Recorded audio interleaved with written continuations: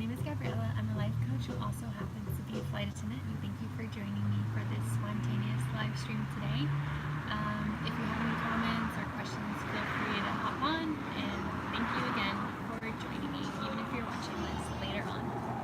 So I wanted to talk about creative blocks today because I was definitely experiencing this the last couple days, and what that means is when you have, when you're a creator, artist of any sort, entrepreneur, whatever it is, and you feel like you can't do your work, like you feel literally blocked, like you might be sitting in front of a laptop, in front of a painting, and like nothing is really coming out with a flow.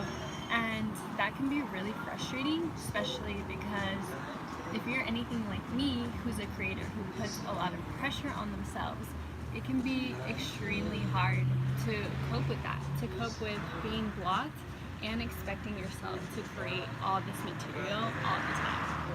So as you may know, I did have this challenge with myself where I wanted to work 10 hours a week towards my projects, and since I make weekly YouTube videos, and I write weekly newsletters, and I was really expecting myself to be able to be totally consistent with all these things, and I sort of failed at that this week because I was really exhausted from working my job as a flight attendant. I was emotionally and physically drained and just wanting to do nothing at home.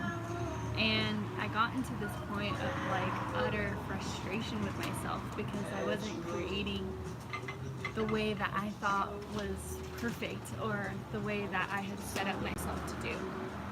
And I literally was at my breaking point today, tearing up, and it really took talking to my friends and talking to my boyfriend, who's filming right now, to really be more easy on myself. As much as I'm a proponent for self-compassion, I also struggle with that sometimes, and I had to realize that life isn't always going to be perfect, and you're not always going to be in the mental and physical space to always create.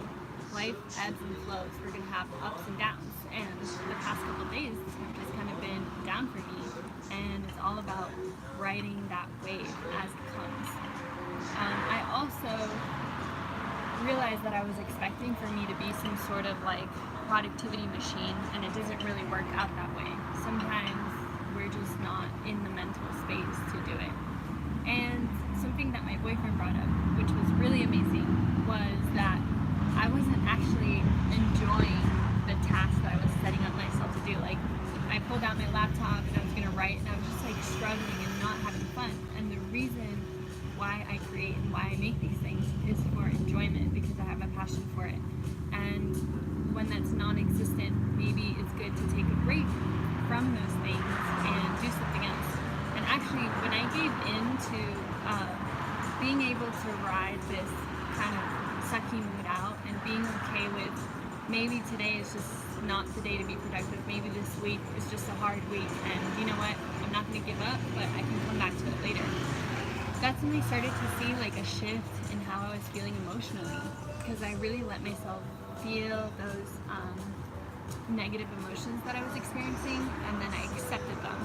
And once I did that, I started getting new ideas of things I could work on. For example, I started working on my website, which was something that I didn't normally think to do. And I thought about just making this YouTube live video. And those were ideas that were birthed from kind of giving up on the idea of having to be perfectly consistent and doing it all the same every single week. So if you're a creator like myself, you're a creative person, and you also struggle with feeling blocked sometimes, just be able to be compassionate with yourself about that, be able to sit with that not every day is meant to be a super productive day, and sometimes you just need to be with yourself, sometimes you just need to rest, and trust that other ideas will flow out of that rest, and letting yourself relax and ease into it. And remember not to compare yourself to others. I think that this was really my downfall today, because I look at all these people that I aspire to be like, whether they're other coaches or other spiritual teachers, artists, and I think about how much they create all the time, and I'm like, how do they physically just work all the time? And I was expecting myself to produce the same sort of material that they're producing, but I have a totally different system that I do I would consider myself to be a very emotional person who needs to sit in her emotions and who needs to feel like in a good space to kind of make my best work. So I have a different process, and it's good for you to honor your own process and to know what's going to help you feel creative. It's going to be different than somebody else. I'm not the kind of person that is going to shoot out something every day, but when I do, it's going to come from a place from my heart. You know, some people, they just create all the time, but it's not always authentic. So just focus on your own path and your own journey and your own way of doing things, and be kind to yourself through it, and know that not every day is going to be perfect, not every day is going to feel like a productive day, but you got this, and your work matters, and I'm sure that by the time you're ready, something will flow, and be open to ideas that are out of your box, and be open to doing things in a different way.